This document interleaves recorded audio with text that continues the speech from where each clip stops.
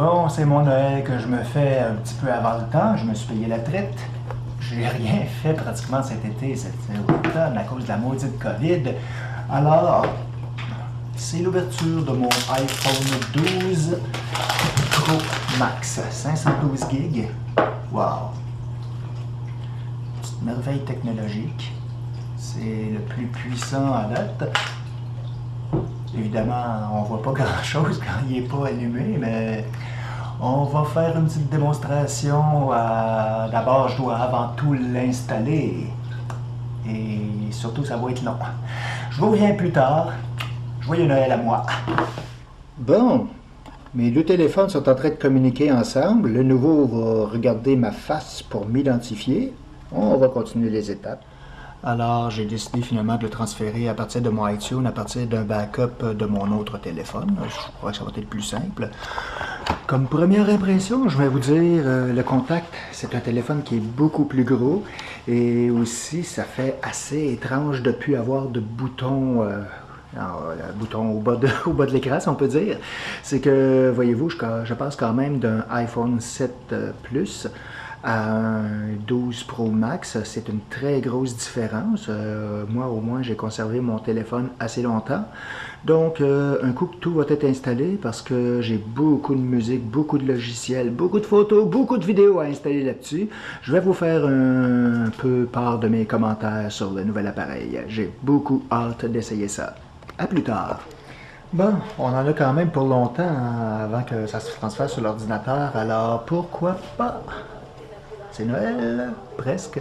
Une bonne petite bouteille de vino. Ben non, je la boirai pas toute, mais on peut quand même, avec un bon petit repas, aider à faire passer le temps. Et aussi, je vais juste vous dire, ça vaut vraiment la peine d'acheter un étui protecteur, parce que quand on dépose le téléphone 12, d'ailleurs c'était le cas pour le 11 et même le 10, je crois, sur une table, les objectifs dépassent un petit peu dans le genre de petit carré, l'encoche, comme on dit, c'est pas vraiment le fun. Alors d'avoir un étui, ça rend l'appareil au moins beaucoup plus stable quand il est à plat sur une table ou sur quoi d'autre. Bon, j'ai mis l'atmosphère de Noël. C'est quand même mignon. Eh oui, santé. En fait, pourquoi ça va être long à transférer tout ça, c'est que mon autre téléphone est un 250 gigs. Donc, c'est énormément de données à transférer, mais heureusement, ça se passe bien. Il y a le fait aussi que celui-là est un 512 gigs. Est-ce qu'on a besoin de si gros? Pour la plupart, pour le commun des mortels, non, certainement pas. Il y en a qui sont beaucoup plus portés à utiliser le cloud. Moi, j'aime tout sur le téléphone. J'aime vraiment avoir tous mes MP3 et j'en ai beaucoup. J'encourage beaucoup la musique. Je peux montrer mes vidéos. J'ai des milliers de photos que j'ai prises aussi.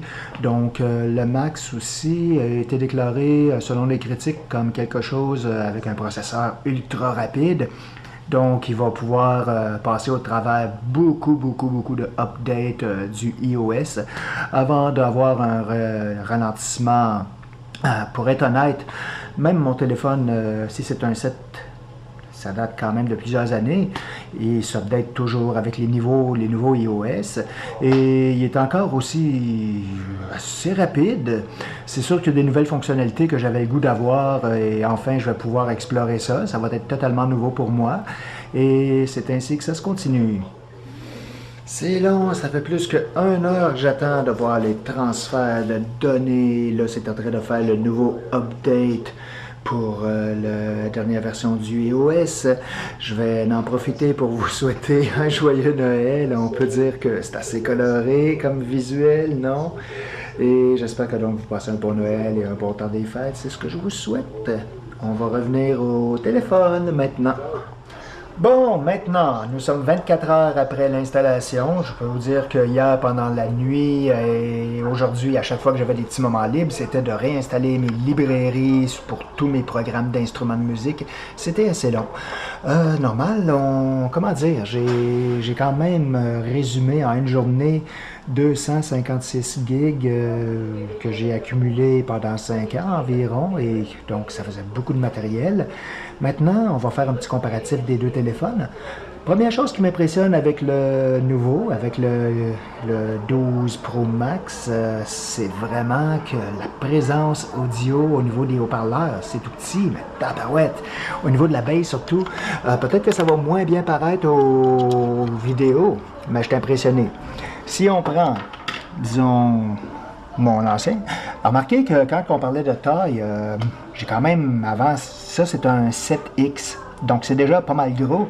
Donc, l'autre, le Max, c'est supposé être ce qu'il y a de plus gros, mais déjà, j'en avais un qui était considéré comme gros, donc la différence se voit à peine. J'y reviendrai quand on parlera des écrans. Écoutez le son.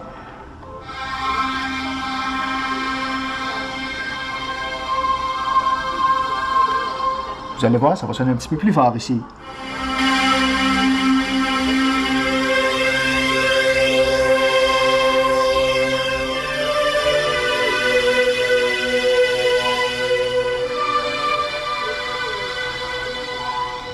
Et si j'insiste sur la basse fréquence,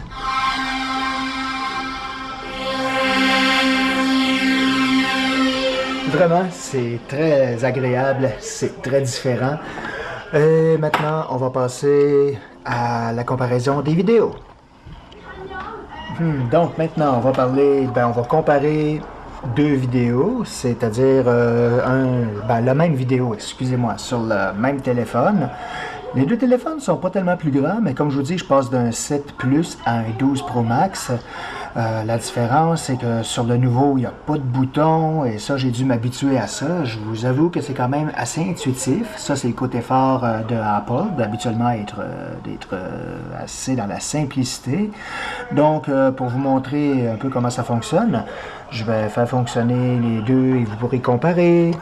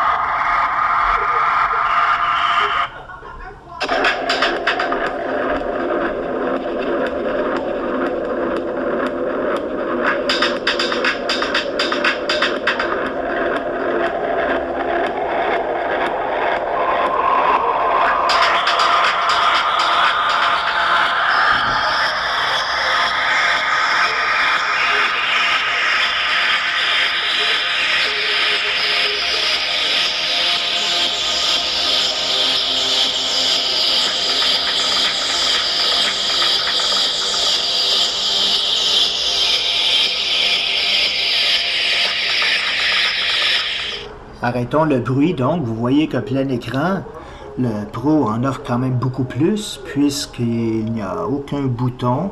Et d'ailleurs, j'ai fait une petite erreur dans mes termes, quand je parlais de la tranche, on parlait de cette partie ici. Bon, là c'est caché parce que la vidéo prend totalement la place. Alors que je disais, quand je reviens au fait que quand je mentionnais que c'est bon d'avoir un shield protecteur, un étui, c'est que cette partie-là quand même est surélevée. Donc, si je mets ça sur à plat ici, ça demeure stable, ce qui ne serait pas le cas si j'avais la coquille.